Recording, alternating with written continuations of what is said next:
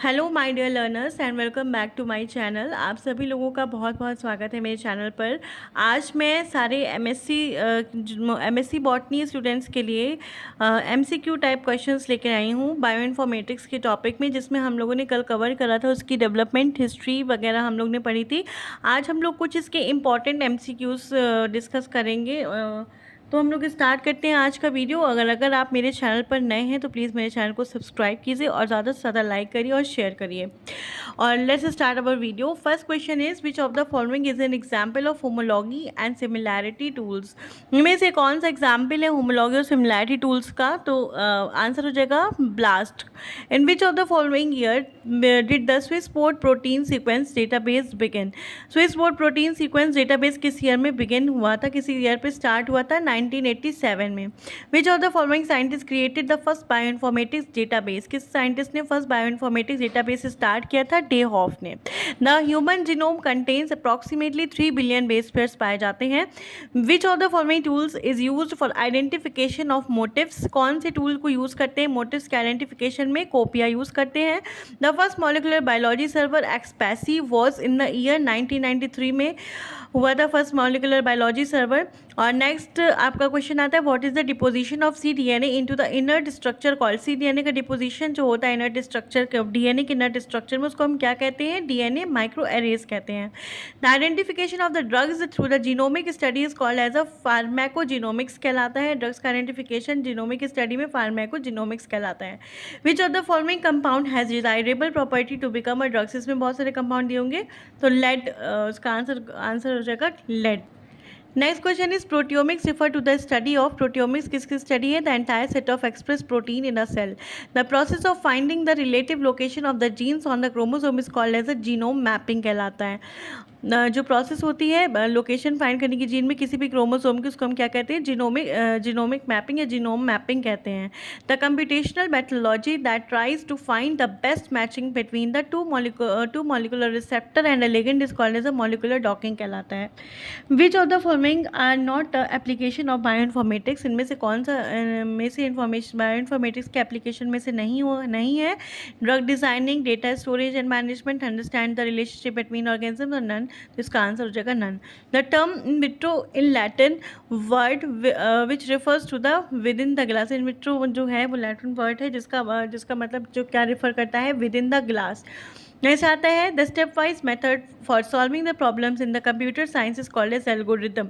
Step wise method जो हम लोग प्रॉब्लम सॉल्व करने के लिए यूज़ करते हैं कंप्यूटर साइंस में, उसको हम क्या कहते हैं? एल्गोरिदम कहते हैं। The term bioinformatics was coined by, किसने क्वाइन किया था? किसने कॉइन किया था bioinformatics term? Paulien Hogeweg ने कॉइन किया था। इसका बहुत ज़्यादा इंपॉर्टेंट क्वेश्चन है, ये वाला क्वेश्चन आपका पूछा जा सकता है एग्जाम में। नेक्स्ट क्वेश्चन आता है the laboratory work using the computer and associated with the web based analysis generally online is referred to as in silico कहलाता है। Which of the following is the first completed and published gene sequence Chi into 174. The laboratory work using the computer and computer generated offline is referred to as dry lab कहलाता है।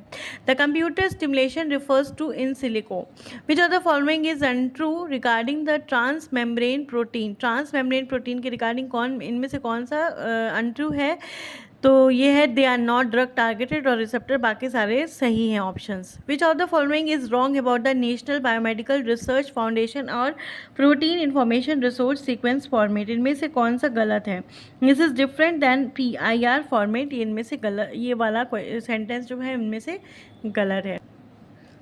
Now next question is which of the following is not a site of intermediate for the alignment of sequence pairs? BLASTX ये हमारा कोई site नहीं है internet alignment के लिए। BLASTX same हो गया, ब्लास्टिन हो गया, BCM सर्च लॉन्चर हो गया, ये सारे कुछ इसमें ये सारे हमारे साइट्स होती है जो कि अलाइनमेंट ऑफ सीक्वेंस पेयर के अलाइनमेंट में यूज़ की जाती है। Which of the following is true regarding the assumptions in the method of constructing the day of scoring matrix? It is assumed that each amino acid position is equally mutable. इसका answer हो जाएगा। Next question है which of the following features of the Bayesian method is the disadvantage. इनमें से कौन सा Bayesian method का disadvantage है? A specific mutational model is required. इसका डिसएडवांटेज है। ये थोड़ा सा कॉम्प्लेक्स टाइप क्वेश्चंस हैं जो लास्ट में हैं। ये मोस्ट ऑफ द फॉलोइंग, ये जितने भी क्वेश्चंस हैं ये ज़रूरी नहीं है कि आए आपके पेपर में, लेकिन फिर भी फॉर आप लोग रेडी रहिए। कॉम्प्लेक्स क्वेश्चंस के लिए भी आप लोगों को रेडी रहना चाहिए। अगर आ गए तो फिर आप लोग को ये सारे क्वेश्चंस पता होने चाहिए, तो इसलिए आप लोग एक बार इसकी स्टडी कर लीजिएगा। भले ही स्क्रीनशॉट लेकर के आप लोग एक बार देख लीजिए, गो थ्रू कर लीजिएगा इन क्वेश्चंस पे, तो ज़्यादा बेटर रहेगा। अब जैसे नेक्स्ट क्वेश्चन है, which of the following is incorrect regarding the sequence homology. Sequence homology के रिगार्डिंग कौन में से इसमें से इनकरेक्ट है? तो two sequences can homologous relationship even if they have not have a common origin, नहीं है उनका तब भी वो एक होमोलॉगस रिलेशनशिप में आते, तो ये हमारा इनमें से इनकरेक्ट सेंटेंस है। अभी सेंटेंस उसमें दिए होंगे। Which of the what is used to generate the parameter for extreme distribution. आज से आपका कौन में से इनमें जनरेट करता है पैरामीटर स्ट्रीम डिस्ट्रीब्यूशन के लिए? Single score of the shuffled sequences. Major disadvantage of PRSS program is that it doesn't allow the partial shuffling. ये फॉल्स है या फिर ट्रू है? This is false. Now the question comes to what is the name of the program commonly used to align the DNA sequences.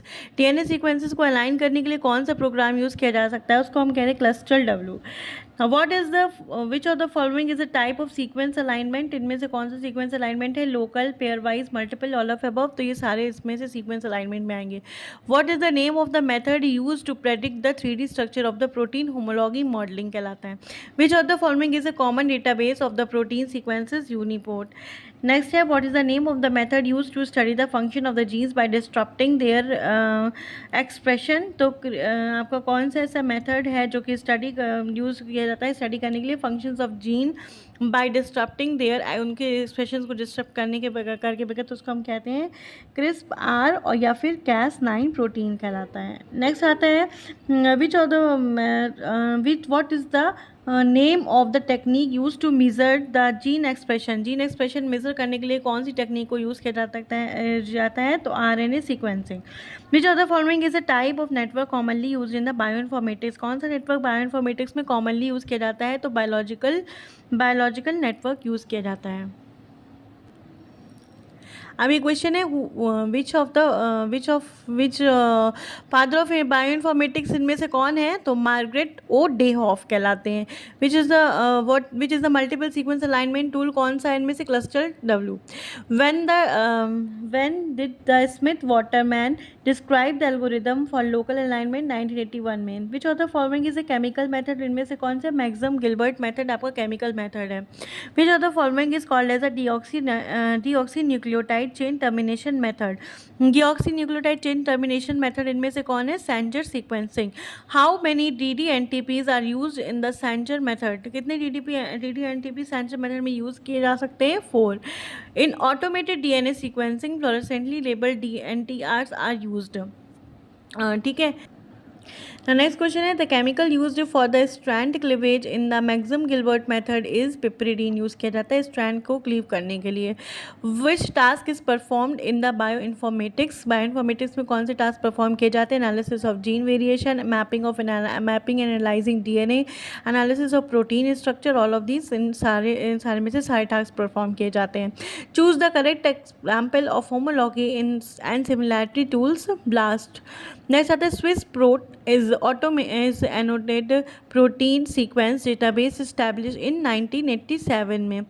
The human genome contains approximately 3 billion base pairs. Which of the following tools is used to analyze your protein sequences? Motifs कोपिया use किया जाता है. Which of the following is first biological database? Gene bank जो है वो first biological database कहलाता है. अब जैसे क्वेश्चन पूछा जा सकता है, the deposition of cDNA in the inert structure is known as DNA microarray कहलाता है. Genomic information which is use to study individual responses to the drugs is known as pharmacogenomics. Choose the correct definition of proteomics. The study of structure and function of the protein का structure कहलाता है. तो ये question हमने पहले इसमें complete कर लिए हैं, पहले भी हमने इसको बता दिया है. और इसमें से एक इंपॉर्टेंट क्वेश्चन इसमें ये है कि विच of the following scientist coined the term bioinformatics. किसने कॉइन किया था? तो पॉलिन हॉकविक ने कॉइन किया था. ये आप लोग याद रखिएगा. ठीक है. क्या आपके कुछ बायोइन्फॉर्मेटिक्स पायनियर्स के बारे में क्वेश्चंस हम लोग कवर कर लेते हैं, क्योंकि ये क्वेश्चंस आपके 10% पेपर में आ सकते हैं, इनमें से कोई भी क्वेश्चन आ सकता है। मोस्ट इंपॉर्टेंट क्वेश्चन है bioinformatics pioneers. The term bioinformatics was coined by, किसने क्वाइन किया था? पॉलाइन हॉकविक ने क्वाइन किया था। Margaret Dayhoff develop the first protein sequences database called as the atlas of protein sequences and structure कहलाता है। तो आप लोग इसमें हैंड राइटिंग में मत जाइएगा, जो मैं बोल रही हूँ आप लोग उसको नोट डाउन कर सकते हैं, क्योंकि मैंने बहुत ही अपने सिलेबस को, जब मैंने एमएससी टाइम पे नोट कंप्लीट करे थे तो अपने सिलेबस को कंप्लीट करने के लिए बहुत ही फास्ट बनाया था, तो इसमें थोड़ा सा हैंड राइटिंग आप लोगों को समझ में कम आ सकती है। तो मैं जो बोल रही हूँ उसको ध्यान से सुनिएगा और आंसर अपना ध्यान से उसमें आप लोग नोट्स बना सकते हैं। बायोइन्फॉर्मेटिक्स पायनियर जो है वो बहुत इंपॉर्टेंट है आपके एग्ज़ाम पॉइंट ऑफ व्यू पे।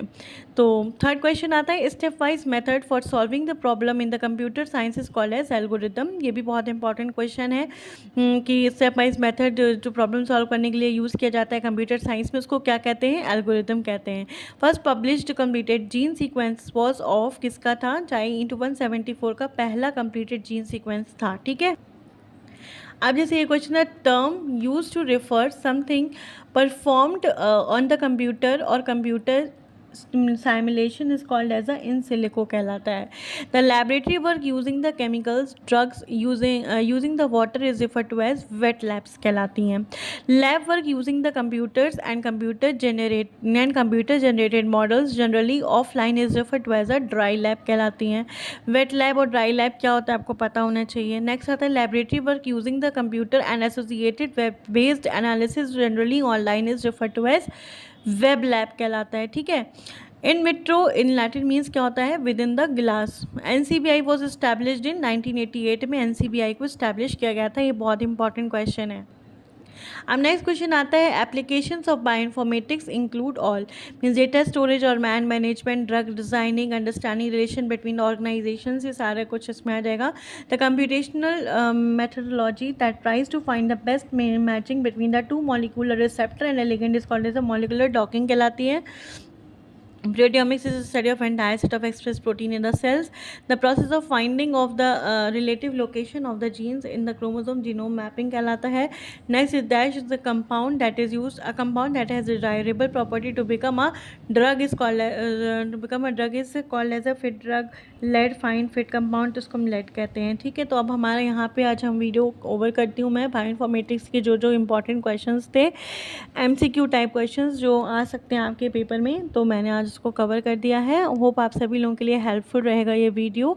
और अगर आपको मेरा चैनल अच्छा लगता है तो प्लीज़ मेरे चैनल को सब्सक्राइब कीजिए, ज़्यादा से ज़्यादा शेयर करिए और प्लीज़ ज़्यादा से ज़्यादा लाइक करिए। And thank you so much for watching my video. और अगली वीडियो में मैं MCQs लेकर के आऊँगी related to the sequence alignment method से रिलेटेड जितने भी MCQs हैं वो सारे कवर करने की इसमें कोशिश करेंगे। ठीक है, तो thank you so much for watching my video. और आप सभी लोग अच्छे से प्रिपेयर करिए अपने एग्जामिनेशन के लिए। अगर कोई भी डाउट आता है तो आप कमेंट सेक्शन में मुझसे पूछ सकते हैं। Thank you so much.